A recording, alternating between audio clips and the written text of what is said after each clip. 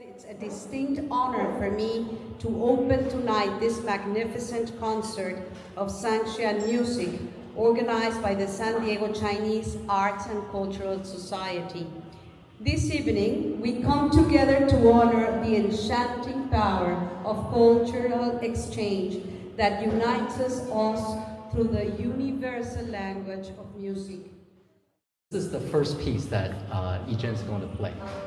Qin is northeast China, and this piece is really using a opera style called Wanwanxiang. So a lot of Sanxian music adopts opera tunes and then make it into instrumental music. One of the best advantages of Sanxian is that it doesn't have any fret. Pipa has fret, yeah. Sanxian doesn't. So it's unlike guitar that has fret. Sanxian you can move on the fingerboard any way you want, and you can have this seamless glissando, and in a way that is very easy to use to imitate different kind of regional intonations, different dialects. Music has dialects as well. So what we're going to talk about, listen to first, is the Qin, Shanxi area music, and let's welcome Gao YiZhen.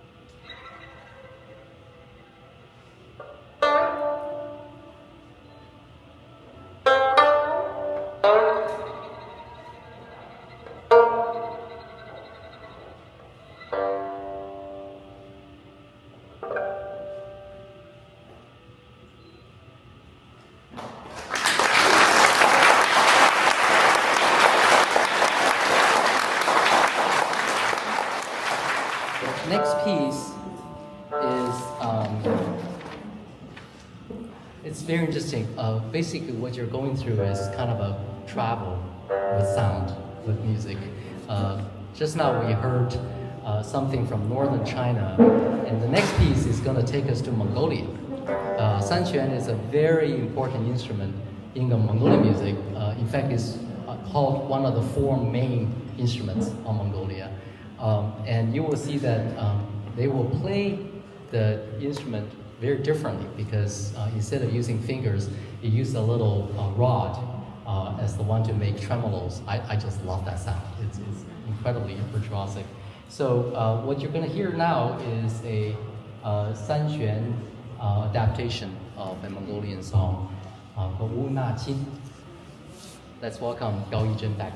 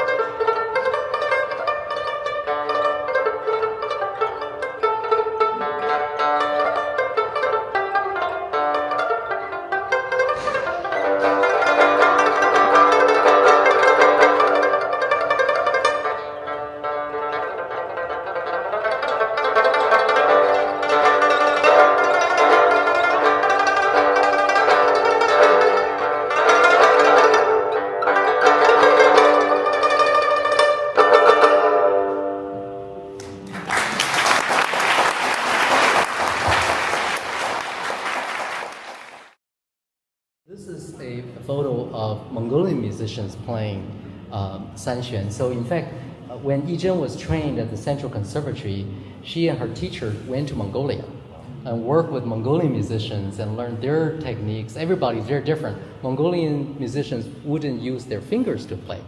They would only use that pluck. So it's a special technique that YiZhen's teacher and herself have to master working with Yuhong.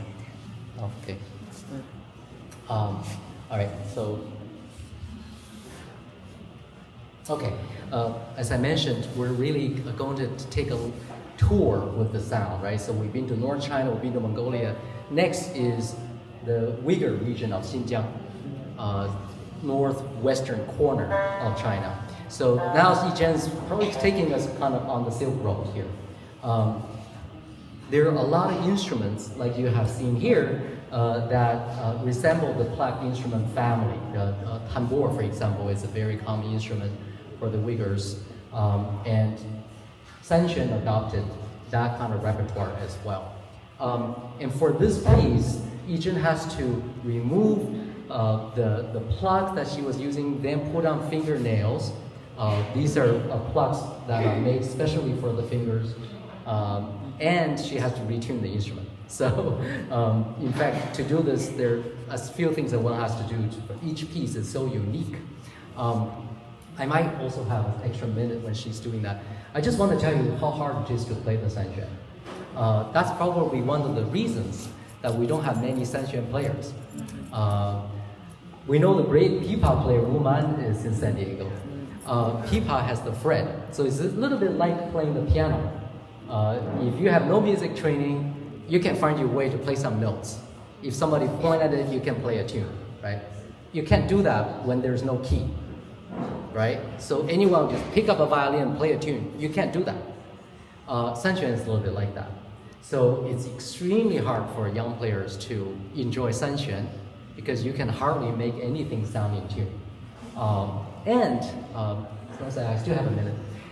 Sanxian's fingering incorporates everything that is possible on the pipa, right? So all the things that you're doing with the plucking the strings with all these different what we call rolling techniques, half rolling. So instead of using 5 fingers to do the roll, you can do 4-finger roll, 3-finger roll. You can do the tremolo with just 1 finger. All of that is possible on the pipa, and they all can be done on the Sanxian. So in a way, it's like playing a pipa but without the fret. So that's one of the reasons why this instrument is so challenging. You always have a lot more pipa player majors in the conservatory. Sanxian is harder. And I also want to tell you what it is like for YiZhen to study with her teacher. Her teacher used to practice with her every day for 4 hours. Every day. In her practice room. And that lasted at least 2 years. Very, very intensively. So I'm a teacher. I don't think I have that kind of dedication to my students. So, but that is the oral history. You know, the only way you can learn this stuff is by living together with that music, because you can't write it down.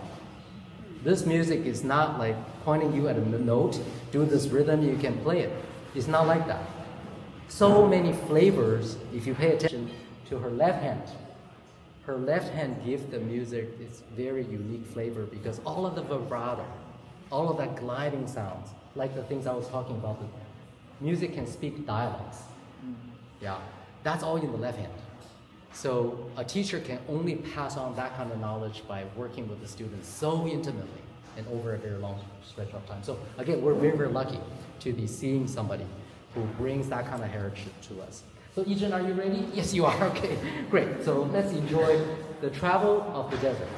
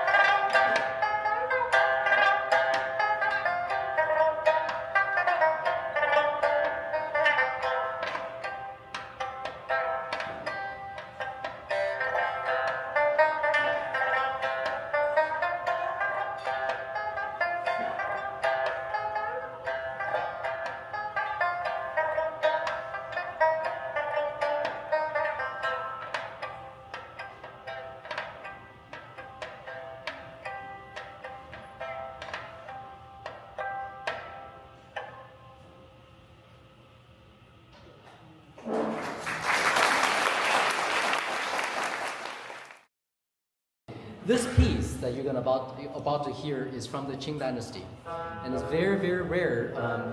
The story is very moving, actually. You know that Qing Emperor Dao Guang, his 5th generation grandson, was a great Sanxian player. But because of Cultural Revolution, he couldn't tell people who played the Sanxian. So he made a living by selling some paintings, and he hid throughout the entire revolutionary years, Cultural Revolution, didn't want anyone to know he had knowledge of this repertoire. And this knowledge is so secretive already because the Qing Dynasty court musicians, they were very competitive. They wouldn't want others to know their repertoire. So in order to learn, the musicians known to close all their windows, shut the gates, nobody could come close when they practice, so that they could say to the emperor, only I can play this piece for you, right? So this music was passed down that way. To this last generation Qing direct descendant of the emperor family, his name is YiZhen Gao. So it was only discovered in the 1980s after the open door policy that there was this great living treasure somewhere hidden in Beijing. And YiZhen's teacher, the great Sanxian player Tan Longjian, she took many years to look for him, and finally in Beijing we call it hutong, the hidden alleys, found Yuhuan. And it was a beautiful story when Tan Longjian finally came to this gentleman who has not touched Sanxian for a good 20-30 years. Tan Longjian placed her instrument in his hand, and he immediately played the music perfectly. And Tan Longjian said that was the most moving concert you could have ever attended, right? So Tan Longjian, who is a professor at the Central Conservatory, she was my auntie, okay? She saw me grow up all the way. So Tan Longjian took 17 years to study with YiZhen Gao Yuhuan and preserve what is called Xuan So Shi San Tao, the 13 suites from the imperial family. Yeah. So what you're going to hear is music heard by the emperor. This is not the kind of music you have heard so far. The music you have heard so far probably could be performed outdoors as entertainment, maybe a little drum, all that. That's all fine. But the music you are going to hear is salon music in the imperial house. Yeah. And this is a kind of a very special thing. Just imagine that you are in a very intimate kind of surrounding with close friends, just a few people in the audience. Usually it's very leisurely, maybe some tea, maybe some. And I want to read you what YiZhen Gao Yuhuan, this great master himself, said about playing this piece. I can never come up with something like that. He said, playing this piece, Songqing, is like enjoying an iced persimmon on a hot summer day. I have no idea what iced persimmon tastes like, but it must be very good. Refreshing, pleasant, and deeply satisfying. So let me see if I can show you YiZhen Gao Yuhuan's picture. If I can manage to get this to work. Okay, this is the score. So it was documented that the 13 suites of imperial music was cataloged and written and published in the 1800s. But as I said earlier, you have to know how to write it. So on the left side, there is a family tree telling you the Emperor Dao Guang and how it passed down to YiZhen Gao Yuhuan. And on the right side is YiZhen Gao Yuhuan's beautiful calligraphy. After 17 years of work with Professor Tan Longjian, they finally published this collection. And YiZhen Gao, like many of the YiZhen Gao imperial family people, they're all very good calligraphers. And that's his own handwriting. Yes, that's YiZhen's teacher, Tan Longjian, my auntie on the left side, and the great YiZhen Gao Yuhuan on the right side. And this is a photo, after many years that he couldn't be anywhere close to his beloved instrument. And now he can finally resurrect that magic for us. Okay, let's enjoy this piece.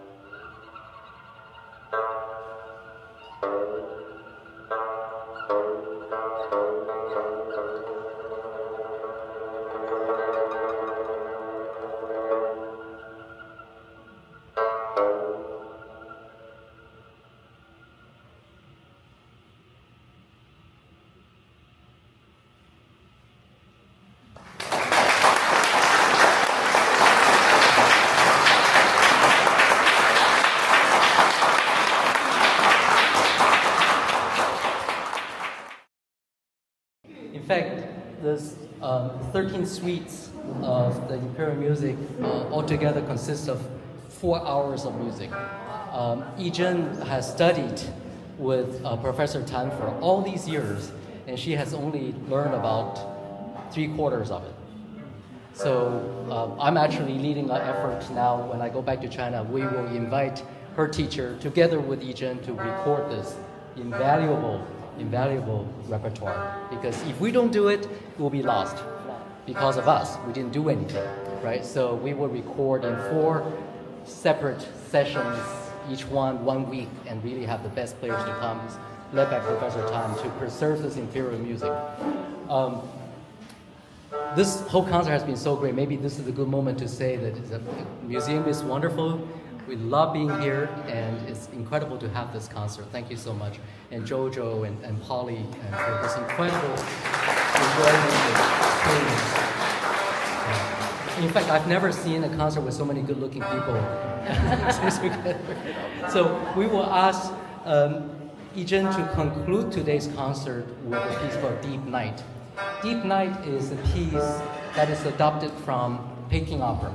In fact, what you're seeing is an old-style Peking opera performance, and this is from the 30s.